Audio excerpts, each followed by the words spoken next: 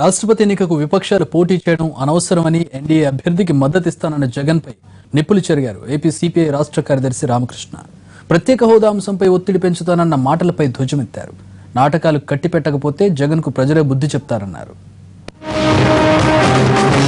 రాష్ట్రపతి ఎన్నికకు సంబంధించి నిజంగా ఎవరైనా పోటీ పెట్టాలి అని ఆలోచన చేస్తే అది తప్పు. ఎందుకంటే ఎలాగో గెలుస్తారు, వాళ్ళ దగ్గర ఎట్లాగో నెంబర్స్ ఉన్నాయి. ఎట్లాగూ బీజేపీ ఎన్డీఏ క్యాండిడేట్ ఎవడైతే పెడతారో వాళ్ళు ఎలాగో గెలుస్తారు. గెలిచినప్పుడు గెలిచే పరిస్థితి ఉన్నప్పుడు ప్రతిపక్షంలో ఉన్న వాళ్ళు ఇంకొక క్యాండిడేట్ను పెట్టడంలో ఔచిత్యం ఏముంది, మీనింగ్ ఏముంది? ప్రెసిడెంట్ ఎలక్షన్లలో వాళ్ళు పెట్టే క్యాండిడేట్కి సంపూర్ణంగా మద్దతు ఇస్తామని కూడా చెప్పారు. హామీ మా వైఎస్ఆర్ కాంగ్రెస్ పార్టీ తరపు నుంచి పూర్తిగా ఆ హామీ పూర్తిగా ఆయనకు మద్దతు ఇస్తా ఉన్నాం. ఇప్పటికైనా నీ నాటకాలు కట్టిపెట్టు.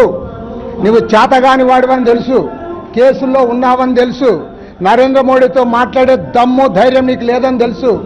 ఇవాళ నీ అవసరాల కోసం వాళ్ళకి ఎన్డీఏకి మద్దతు ఇచ్చి మళ్ళీ మాకు సలహాలు చెప్తావా వాళ్ళకి సపోర్ట్ చేయాలని?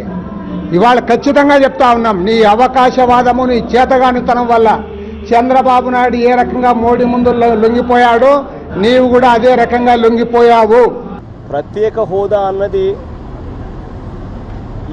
ఇవ్వగలిగిన పరిస్థితిలో ఉన్న వ్యక్తులు ప్రధానమంత్రి.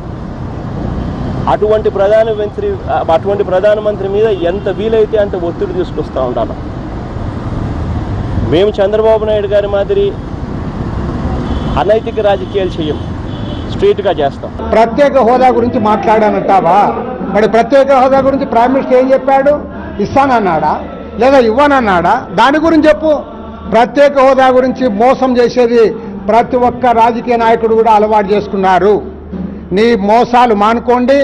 చంద్రబాబు మాదిరి నీవు కూడా ఈ రాష్ట్ర ప్రజలకు అన్యాయం చేస్తా ఉన్నావు. ఖచ్చితంగా ఇద్దరు కూడా మోసకారుల లిస్టులో బయటపడతారు.